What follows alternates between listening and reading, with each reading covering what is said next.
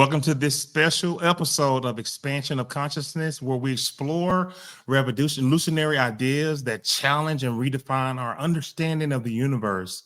And today we are privileged to have Tom Paladino join us. Tom's a pioneering scalar energy researcher from Florida who's reshaping how we think about the fundamental forces that animate our world. And the term scalar energy, or what is it? But it's also known as chi prana or 0 point energy. And it's believed to be the life force that flows through all of existence, emanating from celestial bodies like the sun and the stars. Tom's cutting edge theory suggests that this energy is the blueprint of all forms in the universe, guiding everything from spiritual to physical phenomena. As we dive into the depths of scalar energy with Tom, we'll uncover how omnipresent force can potentially revolutionize healing, energy consumption, and our own very understanding of physics. So without any further ado, I'm going to go ahead and bring in Tom. Hey, Tom, how you doing? I'm well. Thank you for the invitation. Thanks, Jason. No problem, no problem. And this is an awesome, I'm going to get us set up here. This is an awesome work that you've been performing, and I'm just excited that you're here to give us an understanding. Can you explain how scalar energy can be harnessed through something as simple as a photograph? Yeah. I mean, that's crazy to me. Yeah. Okay. Everything is energy, as you've heard the expression, including a photograph. Well, I've discovered with scalar energy instruments that I can access the code or the signature on a photograph. This is my photograph. It has my scalar energy signature. Now, I work with scalar energy instruments. I don't work with electrical instruments. So what is peculiar to my work is it's all scalar. A scalar energy force field is found on a photograph, and a scalar light instrument that I have behind me can identify the code. In other words, I bilocate by way of my photograph. There's the physical Tom, and then there is the energetic Tom that I find on a photograph. That is awesome. And I'm just wondering, how did you get involved with scalar technology and scalar energy? How did this all start for you? It started when I was a youngster. I was reading about Nikola Tesla, who was the first man to understand, control, and engineer scalar light instruments. So I appreciated what Tesla had achieved, and I realized he was onto a grand idea. And the grand idea is scalar energy, this non-physical energy that is not electricity, this non-physical energy from the sun and the stars that offers great prospect to humanity. How can this method be applied, universally, like regardless of geographical location? Good point. So this energy is from the sun and the stars. It blankets the universe. So scalar energy is an omnipresence. Some people call that the matrix or the Akashic record. I call it the all-seeing eye. So when you have this energy, you're not looking at a local environment. It's non-local, so to speak. It's omnipresence. Others might call it consciousness. Well, consciousness pervades the universe. Yes, it does. This is what I've experienced with scalar energy. Scalar energy is consciousness. It's everywhere. So you don't necessarily tap into it through an electrical current, or you don't tap into it through a windmill. You tap into it from the sun and the stars, meaning it's energy that is omnipresent. You don't create the energy, you just harness it. It's something like Reiki energy. I'm not sure if you're familiar with energy, but Reiki energy or beams of energy that are coming to the earth naturally, and we just tap into it. Yeah. Scalar. I'm sorry, go ahead. That's the same. This is the natural energy of the sun and the stars. People have healing hands. What is that? Well, that's scalar light. That's scalar energy healing hands. Some people can heal by word, by influence. Some people can heal by prayer. All of this is a non-physical energy, scalar energy. It's not electricity. There's no electrons. So this is the realm of consciousness, of non-physical healing. Wow. It seems that by transcending physical and spatial boundaries, energy could fundamentally change our approach to energy interaction.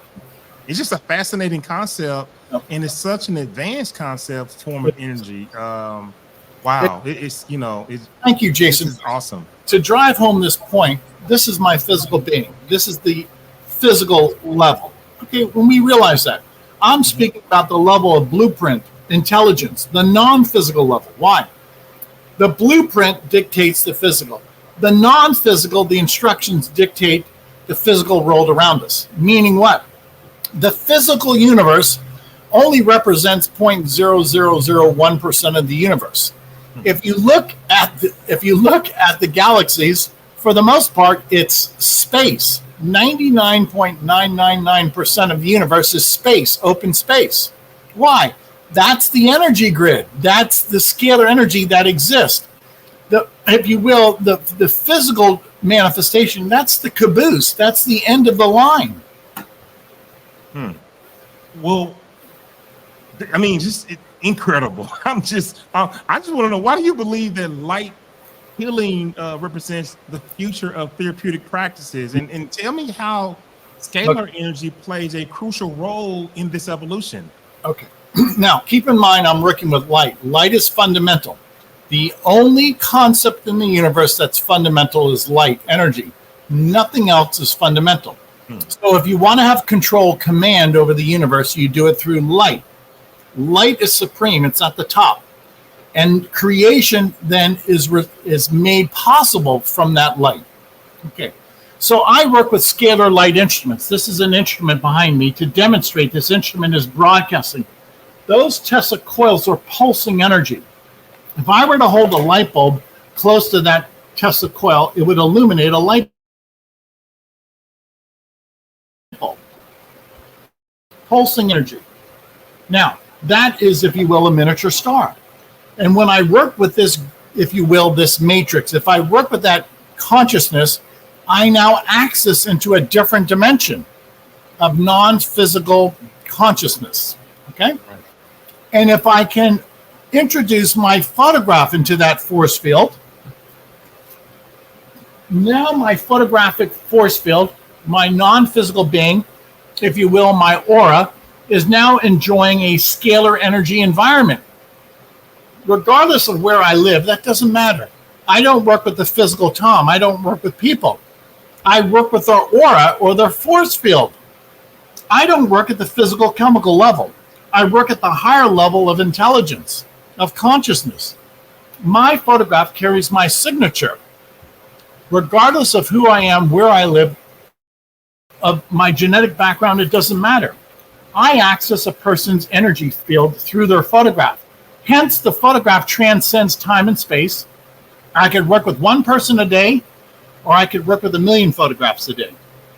Wow. It's remarkable, absolutely remarkable to think about the potential shift in the healing practices, using scalar energy at the forefront of this whole thing, bringing that ancient wisdom and cutting edge technology is I mean, it's truly incredible.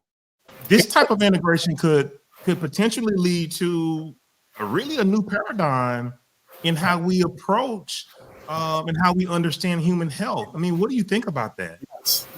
We've already started. Why? Because we're no longer at the brick and mortar level, the level of chemical dependency. I don't work at the chemical level. I work at the level of intelligence. I'd much rather work at the level of intelligence or aura than have to work at the physical body.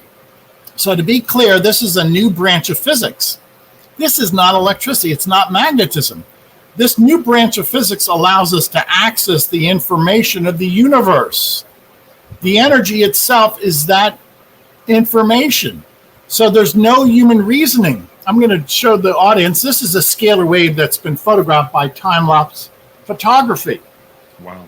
Take a good look. It's a double helix. That's a Tesla coil, and it produced this double helix. Now take a good look at that. What does that look like to you? Looks like our DNA. Yeah. So what's the point? A scalar wave creates our DNA. If you've ever wondered what is DNA, it's a standing scalar wave.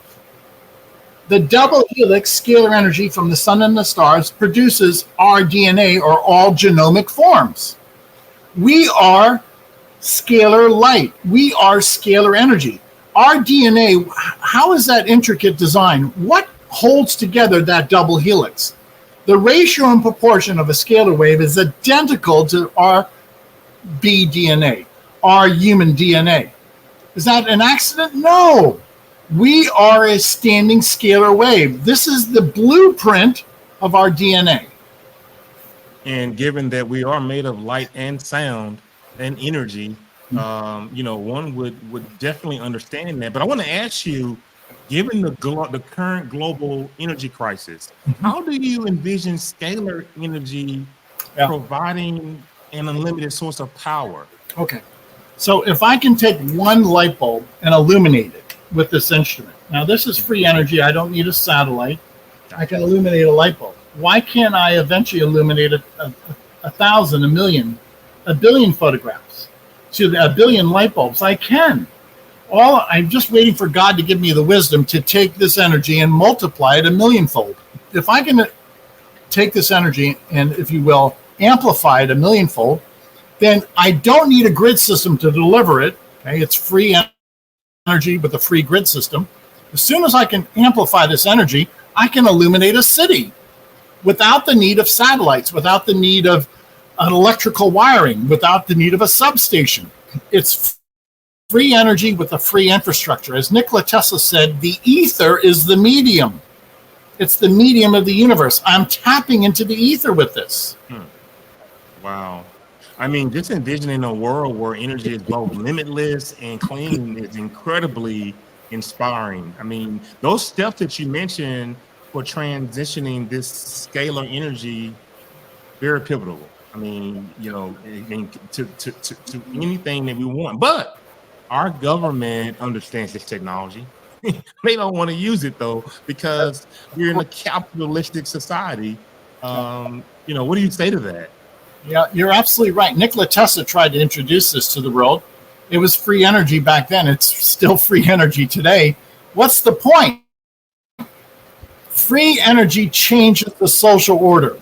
Free energy upsets the military-industrial complex. This changes everything. This makes, free energy clean of our problems. And sadly, the one world order doesn't want to solve problems. Right. No. Wow.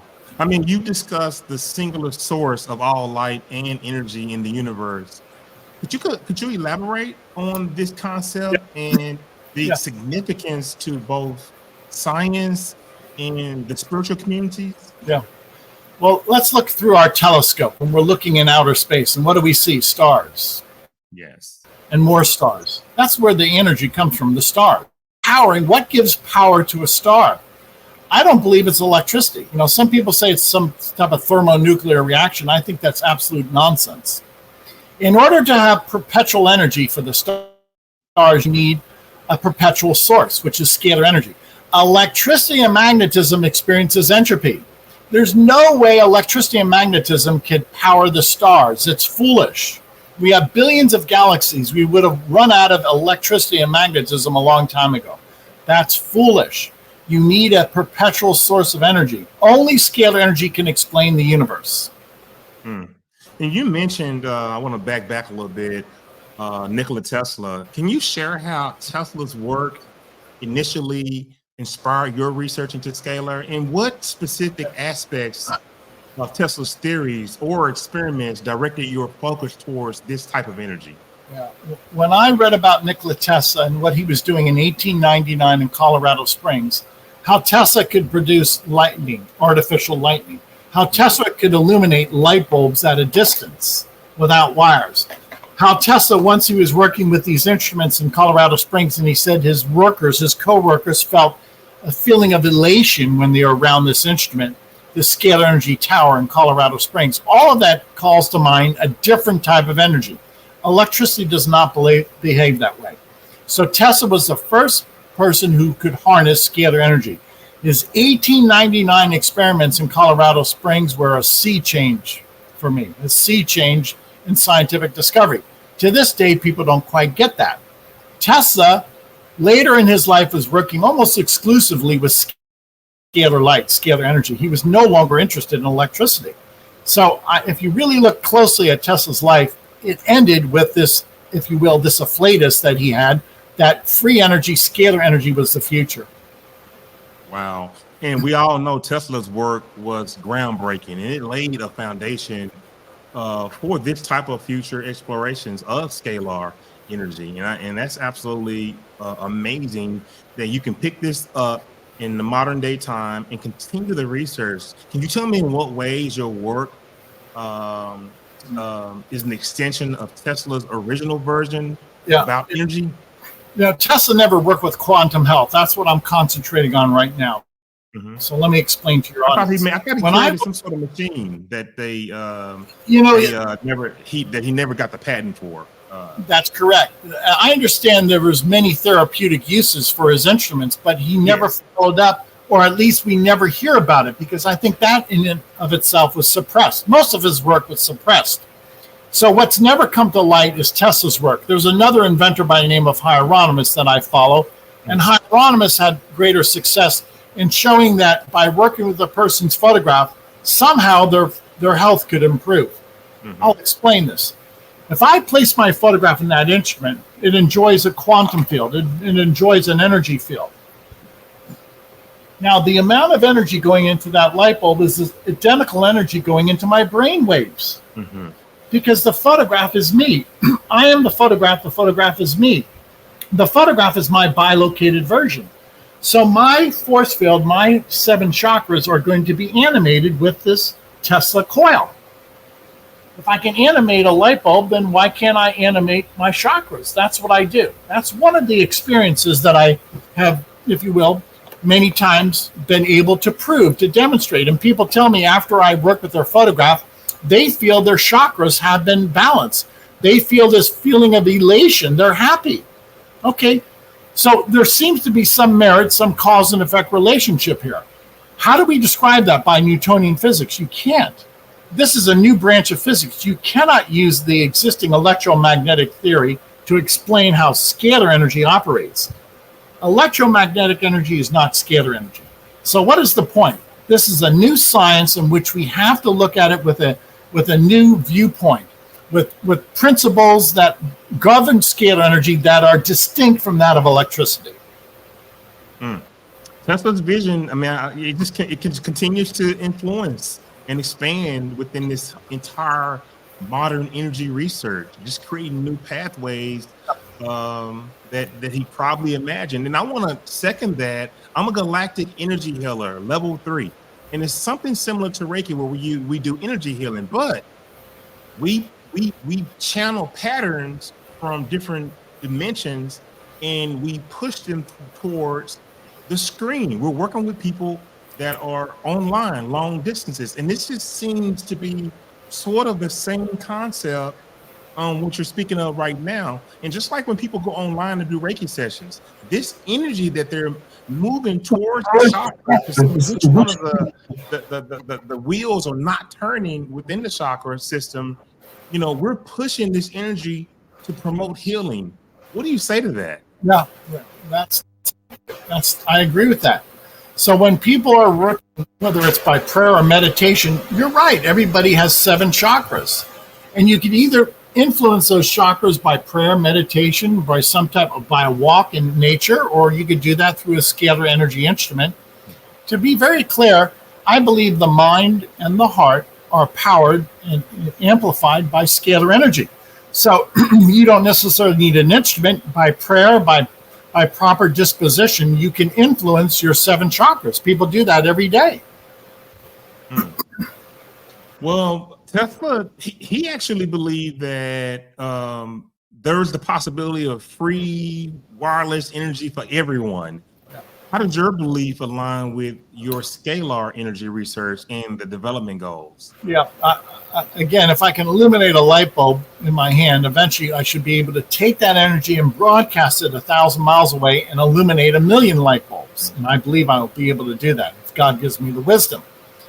Key is this: we're not working with a stream of electrons. This is not AC electricity. No electrons are involved. So we don't have an encumbrance of any type of electron or any type of electrical signal. We simply are working in a different energy spectrum where energy is everywhere. And you only have to utilize it and amplify it. In so doing, you have energy, if you will, instantaneous energy production. So this will remove all encumbrances of motors, of power stations, of amplification and distribution. That's where we're going with this. And that's inspiring.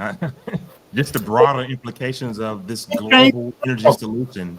It will change the world. Scalar energy will solve our problems. Wow.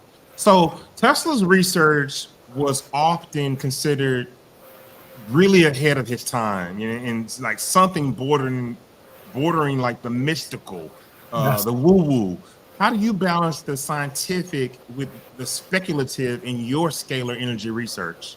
That's a great question. So I think big, and I've got grand ideas, but at the end of the day, they have to be applicable.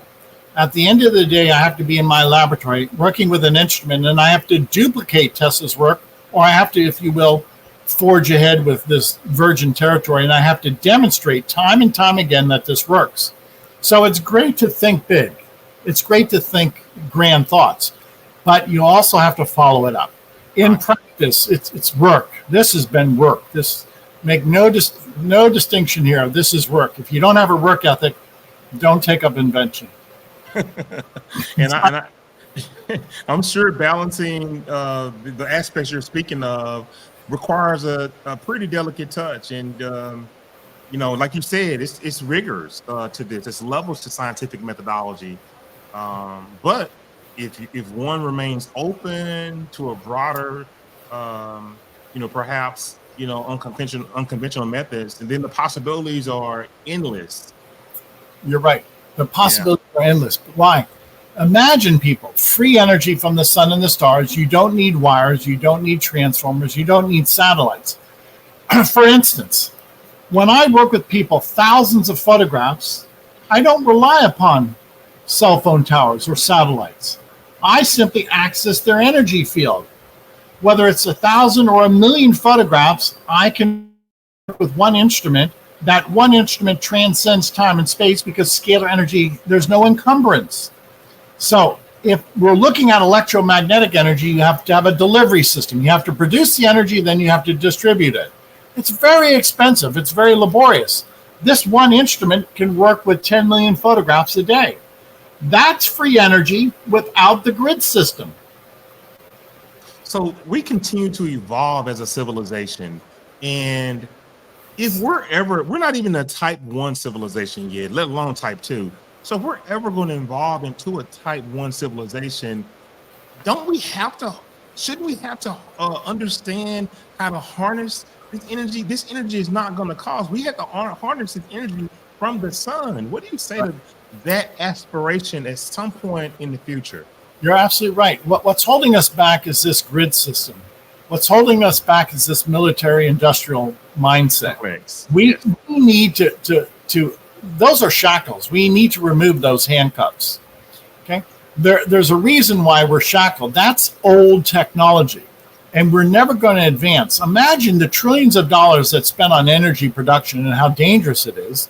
When you could do this at pennies out on the dollar, that does not produce any chemical reaction. There is no CO2 emission.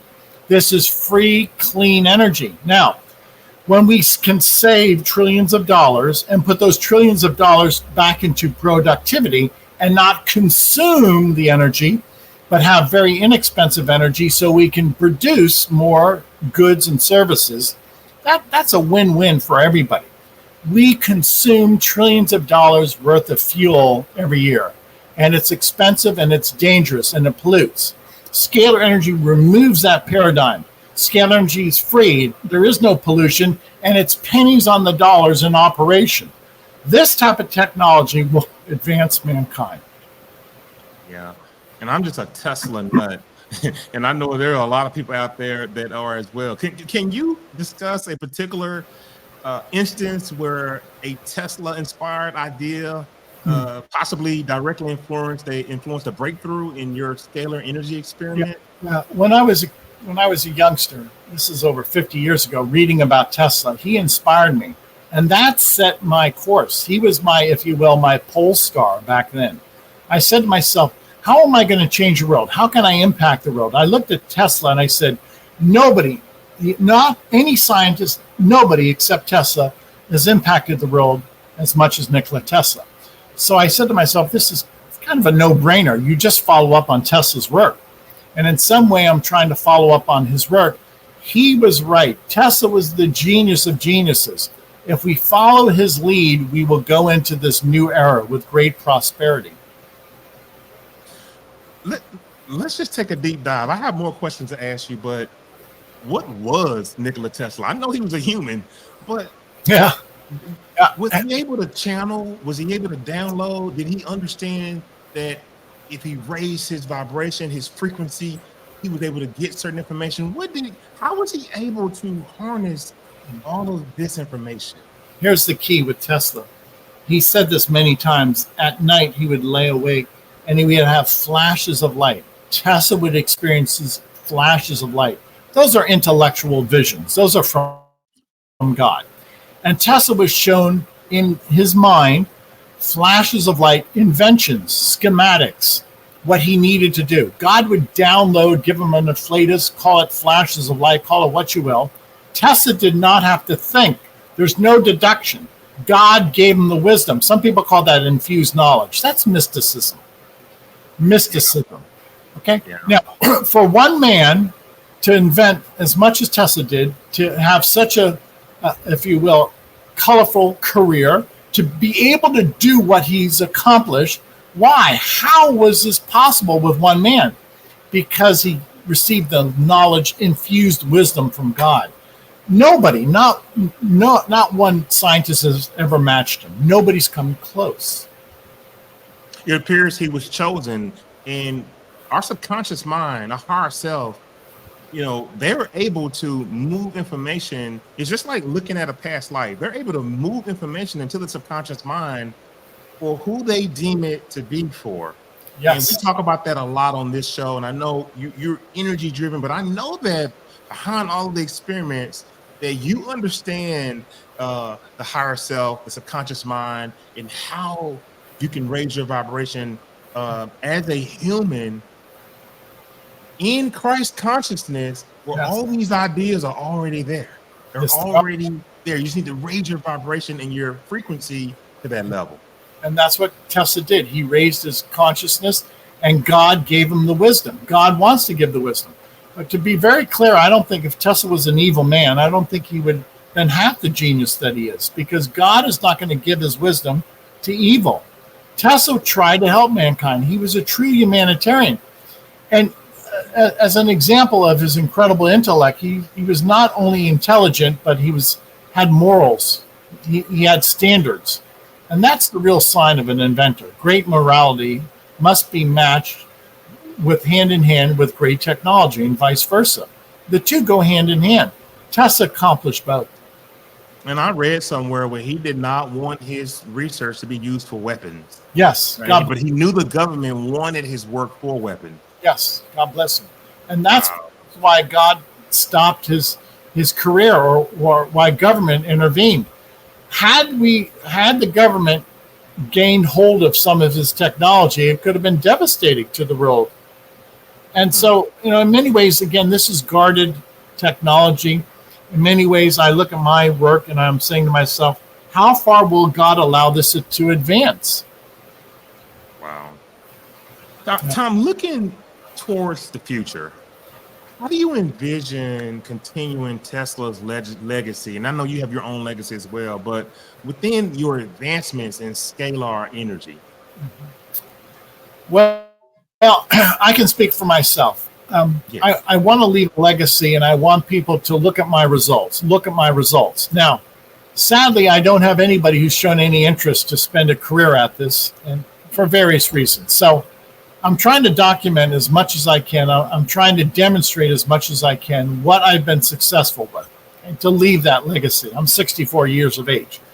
Anybody who's going to follow in the footsteps, of this scalar energy research, you have to devote your career to not a hobby. You will not accomplish much if you only spend a little bit of time at this. This takes it all. This is an emerging science. You're not going to learn it in short order. And the victories will come, but they're painstaking. This is difficult. This is hard work. Yes.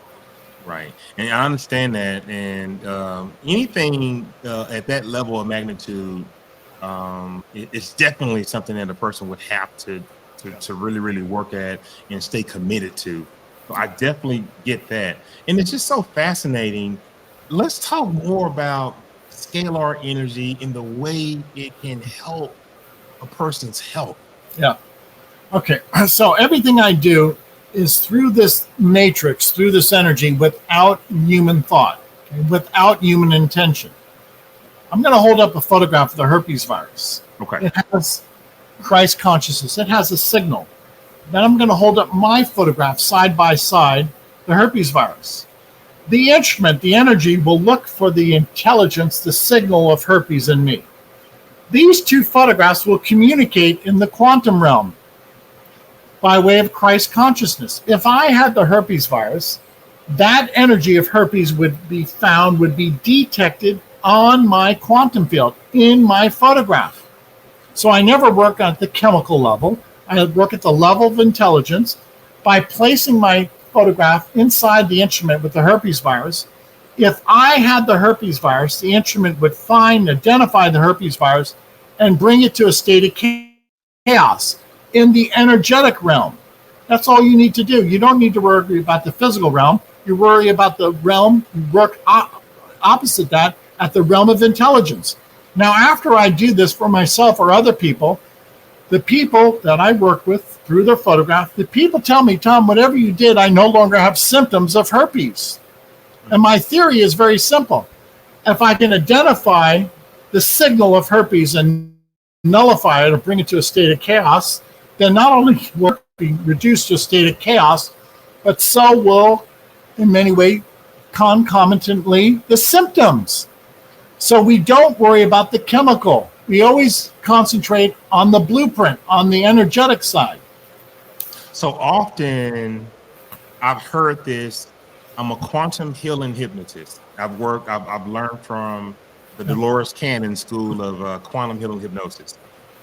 So when we have our patients regress past the theta brainwave state in the sambulistic state, and we are able to access the higher self, one of the things that I've heard before in a session with a client that had cancer, Tom, and as I directed or spoke with the higher self of this client, I said, well, how are you going to rid the body of the cancer? This is the question to the person who's in this deep, deep state. And the response was, we're going to use light. Like, we're going to use light to heal it. And I said, light? Well, what is light going to do? And then the person responded to me, light heals. Light is everything. Yes. What is your response to that? Absolutely. Why? It's the blueprint. It's the cause. Again, what's the one cause in nature? What is fundamental in nature? Light, energy. The only thing that's fundamental is light. Nothing else is fundamental. So the cause, light, dictates the instructions for nature. Creation follows. We are in the driver's seat. When we're working with scalar energy, this is the driving seat. This is the driver's seat of the universe, light energy. All light initiates as scalar energy. Electricity and magnetism are derivative, the secondary energy of scalar energy. The first cause, the prime mover, is scalar energy for all activity. So when we talk about scalar energy, and let's just say let's hypothetically say you're working with an athlete who has a torn meniscus. Right. And you have a picture of this athlete and you have his x-ray, a picture of his x-ray and he's a torn meniscus. What are the steps? And I know that you want people to follow and sign up, but what are some of the theoretical steps on how you can heal this person and how long does it take? Okay, well, I'll use my example. With the Christ energy, I had a bad back. I had a muscle sprain. And within, I would say, a little bit over a month, I reduced my muscle strain, my back pain, probably at least to the order of 50, 60% with this type of corrective healing. Now, bear in mind, it wasn't an instantaneous healing. Okay, I'm speaking from my experience with this new process I developed. So my back pain reduced at least by half, to the point I have great mobility now. But it took a little bit over a month. So can I project that on other people? Well, maybe. It's hard to say. I will say that scalar energy, when applied appropriately, is going to help most people. I can't make any predictions. Everybody's unique. Wow. I mean, just amazing on how you're able to use this technology. And just to think about the complexity of the universe is both humbling and enlightening. This is amazing work. Tom, can you tell people how to get online to find you? What exactly are you offering? What kind of programs can they join? Can they be coached to do this? Can you talk to the audience about everything that you do and how you do it so they can find you? Thank you. I think it's important that I offer free sessions, which I do. This has never been done before. So how do I introduce this to the world? I give away 15 days of free sessions. Anybody in the world can email us. That's all we do. We don't send a snail mail. Email us a photograph on our website, scalarlight.com. We'll work with you. We can work with family members. You can include your pets. The instruments can work with thousands, hundreds of thousands of photographs a day. And when you email us your photograph, we're going to identify and eliminate microbes. You also have a third modality, really quick. I can take photographs of nutrients and download the energy of those nutrients into the quantum field. So the 15-day program includes a chakra balancing, the ability to identify microbes and toxins and negate them, and then the third modality, we energetically deliver nutrients all through the photograph, which is the quantum realm, or the non-physical, if you will, blueprint. Wow. Absolutely amazing. This is I understand it, and I know the audience will, because I have a number of Reiki healers and energy healers. This is a different type of energy healing. It's in the same wheelhouse, but it's much more profound in its approach.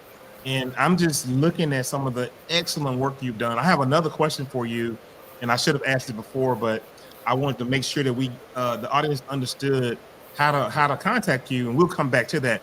However, this scalar energy, this light energy, does it affect the DNA? Can it affect the DNA?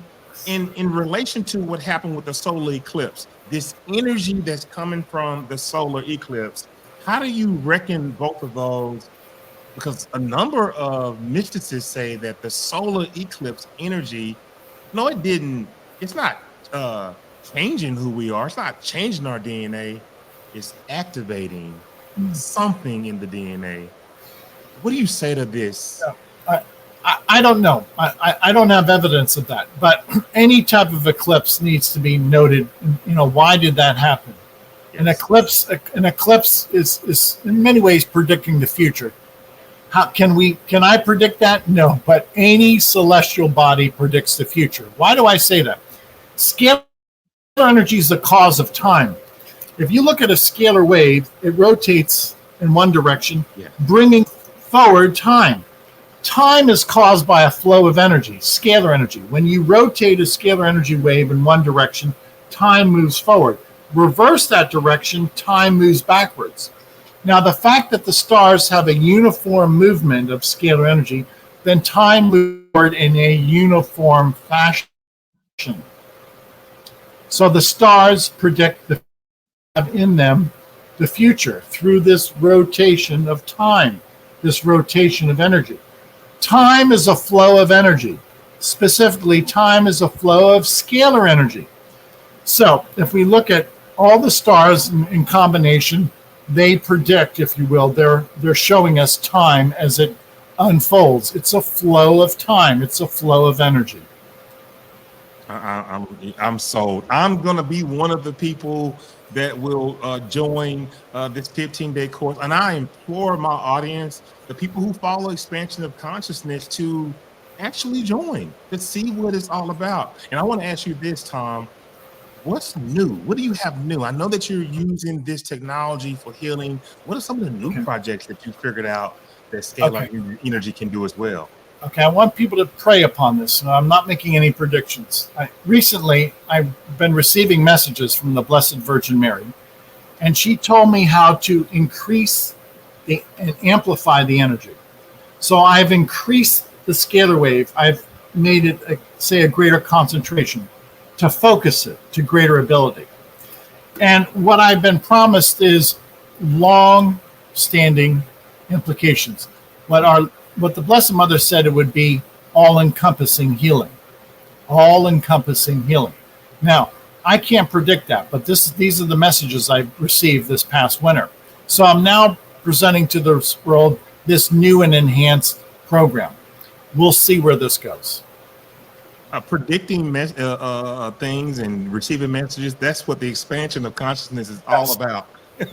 But, you know, as our consciousness grows, as our awareness becomes more prevalent, as we understand how to tune into ourselves and be still, be quiet, and understand the difference between the conscious mind and the subconscious mind, you can begin to understand these messages that you're receiving.